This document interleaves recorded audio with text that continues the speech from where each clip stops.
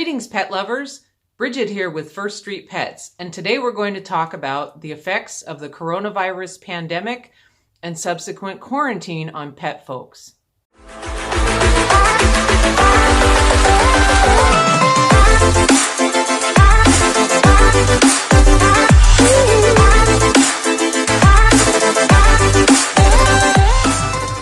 So the one thing that's on everybody's mind right now is coronavirus. It's all over the news, it's all over social media and the internet, and there's a lot of fear and anxiety going around. So I thought I would make this video today to address some of the things affecting pet owners and pet business owners, and to hopefully give you some food for thought, some things that you can look into to help yourselves and to educate yourselves on this constantly changing situation. So one of the groups of people affected by the virus and the subsequent quarantine are pet business owners. As you know, I own a pet sitting business in Northern California, and at this point we've already lost at least $2,000 in revenue. So of course people don't want to travel, and travel is being restricted more every day. People don't want to go to an airport or be anywhere where there are groups of people. So they are canceling their trips. Some of them were pretty long trips for a week or 2 weeks that are now canceled. Our dog walk clients are working from home, so they don't have a need for dog walks. We're only working for a few people, like other providers of essential services, like our clients who are firefighters. So they have to go to work, and we are caring for their pets while they are at work. So there are a lot of challenges right now for all business owners and pet business owners. Our local grooming shop is closed. I'm sure this is the same across the country.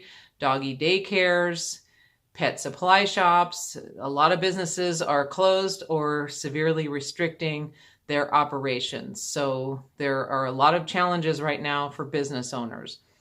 What I would like to hear from you in the comments is, are you a pet business owner? How have you been affected? And are there any steps that you have taken to modify your business? Like the restaurants are now doing curbside and takeaway only. Some of the other local shops that sell things like puzzles and games for kids are also doing curbside or delivery, so people don't have to come into the store. So it's been really interesting to see how businesses are adapting to this difficult time to still be able to make some money and also to serve their communities. Some great information has been put out by other companies like Time to Pet, which is our software provider, and Six Figure Pet Business is another company that we follow. I will post their articles in the description rather than me sitting here reading their articles. I will post them in the description so you can read them yourself. If you know of any other good resources, please post them in the comments. One of the concerns that pet folks will have is, how do we provide for our own personal pets? If we can't go out and the stores are closed, what do we do? Well, the good news is most stores are still open to some extent. We were able to purchase cat and dog food at our local pet shop yesterday, so some shops are still open. Delivery services and the post office are all considered essential services, and they will continue to be fully functional throughout this quarantine. So you can still order from Chewy. We have an affiliate link, which I will place in the description if you want to start ordering from Chewy. They're usually delivered by UPS. Post office is also delivering. You can order supplies from Amazon. And despite all the kind of fear-mongering in the news about Amazon only stocking certain things, most of the things that you need for your pets will continue to be available online, whether through Chewy or Amazon or any of the many other outlets that provide these types of things. Veterinarians are also considered an essential service, so your veterinarian should be open. They may be minimally staffed. They may be delaying non-emergency appointments like just basic checkups or vaccinations, but certainly they will be available for emergencies and those kinds of needs. So if you need something for your pet, go ahead and call your veterinarian and just make sure that they will be open to provide that service for you. At least where I live, people are still allowed to go outside. We're not on lockdown in our homes, so walking and hiking are still allowed and in fact encouraged, because there's nothing better for your health and your mental state to get outside, get some fresh air, get some exercise, and the same for your dogs. So you can still take your dog out for a walk. You can still go to a park. The only thing is maintaining that social distance that's recommended. So you're not congregating, you're not meeting with lots of other people. You're just out there doing your thing, walking, and getting your dogs out for some exercise. So you may be feeling a lot of fear right now and doubt and wondering, what am I going to do? When is this going to end? Will I get sick? Will my loved ones get sick? Am I going to run out of money? There's a lot of fear right now, and I am not a psychiatrist. I'm not giving any medical advice here. I just want to empathize with all of you who are feeling that way right now. There are millions of us all feeling the same way with our worries. But I just want to let you know that there are services out there for you. Contact your own medical care providers in your area. You can call them. You may have an online account if you have Kaiser or any of the other healthcare providers that have an online portal. There are very often remote counseling and therapies that may be available to you, whether they're online or by the phone. So please look into that with your own healthcare provider in your area.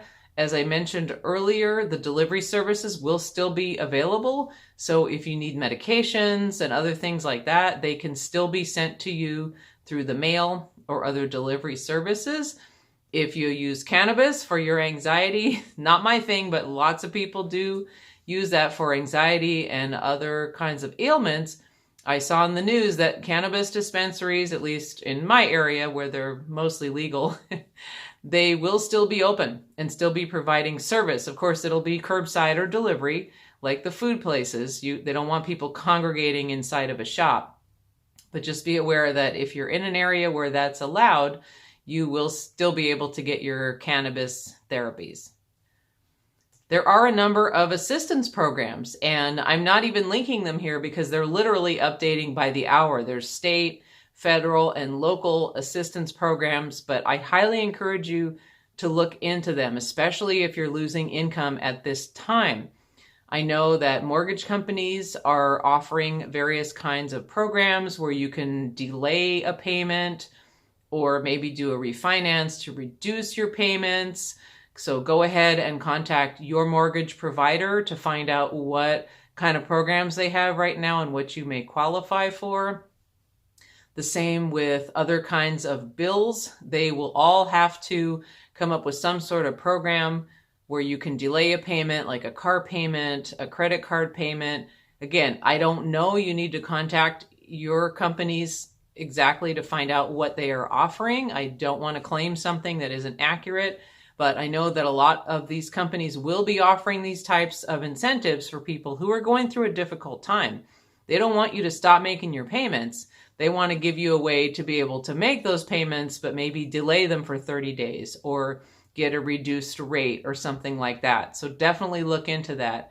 I know at least in California, they're doing some incentives with the utility program, so they're not going to shut off your gas and lights if you can't pay your bill this month and things like that. So definitely look into these things for your area. Any kind of bills that you have for your mortgage, rent, utilities, other kinds of bills, definitely reach out to those companies and see what type of programs they are offering for you at this difficult time. I believe that there will also be some incentives for taxes if you owe taxes, whether personal or business taxes.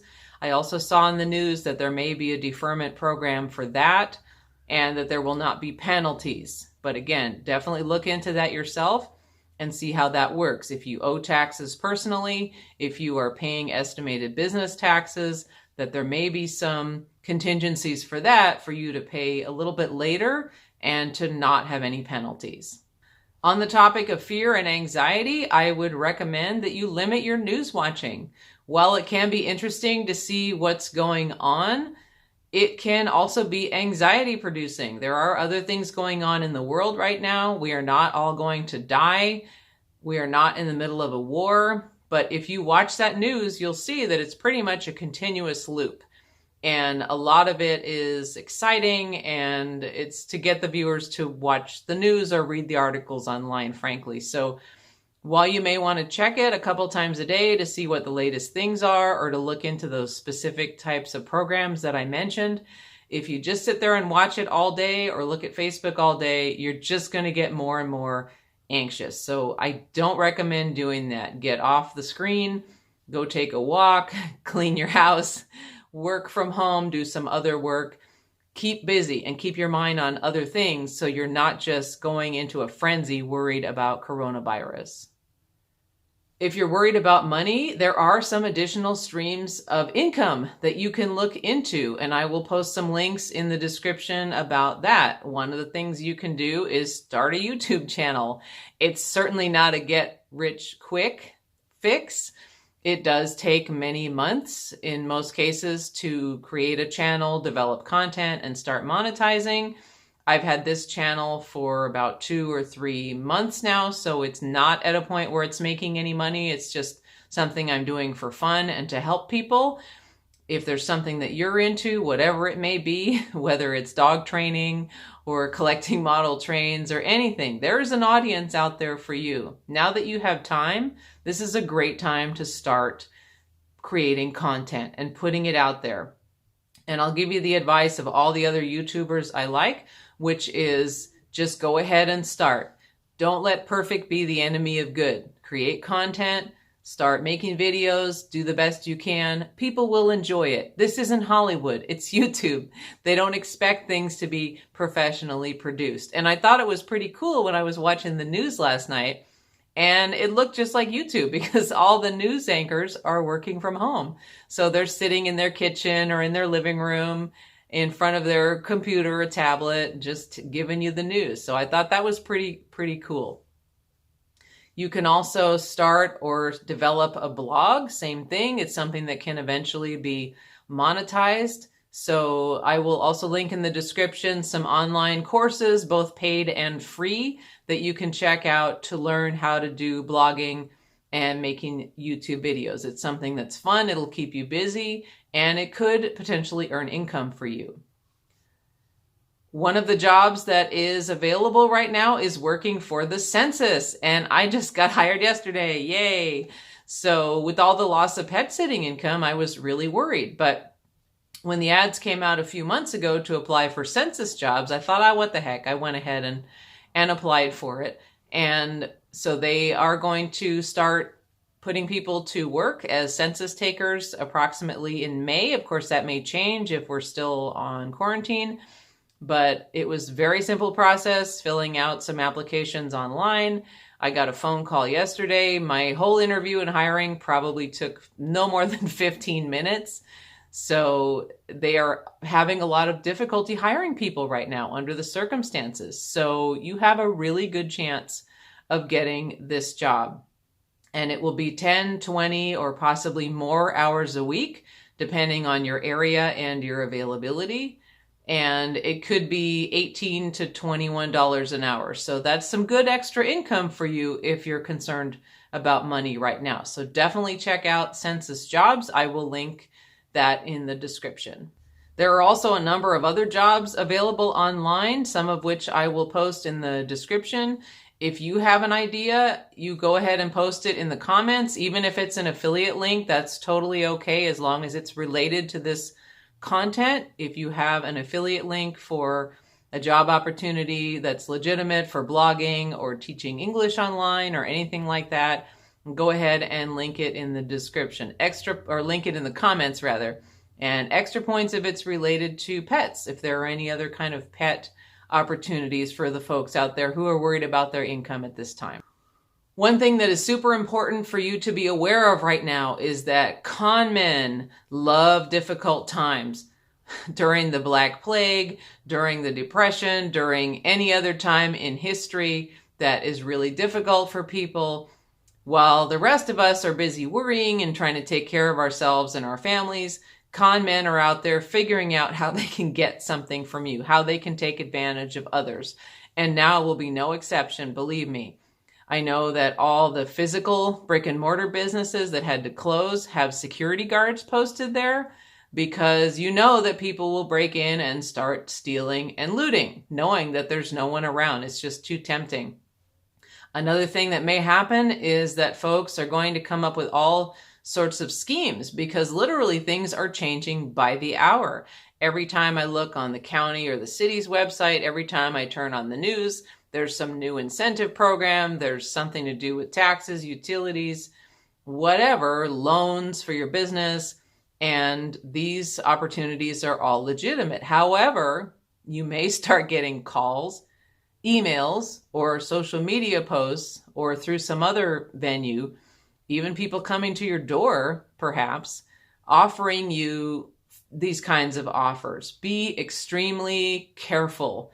They may be legit, they may not. Just take a moment to think about what someone is saying to you. You never have to agree to something that minute.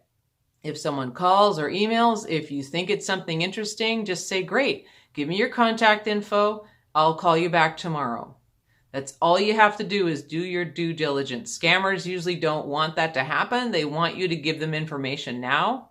So never, ever give your personal information to someone who has just called you or sent you an email or something like that. You don't want to be giving out your social security number, your address and phone number if they don't already have it, your bank account information, anything like that. You don't want to give people any kind of information because they will use it to take advantage of you. So if you're going to look into any of those assistance programs, do your due diligence. Call your city hall, call your utility company, call your bank or lending institution. Go on their website. Don't just click a link from an email. Go to the website of Bank of America or Wells Fargo or whoever it is that you bank with, PG&E, the utility company, whatever. Go to that specific company and look on their website.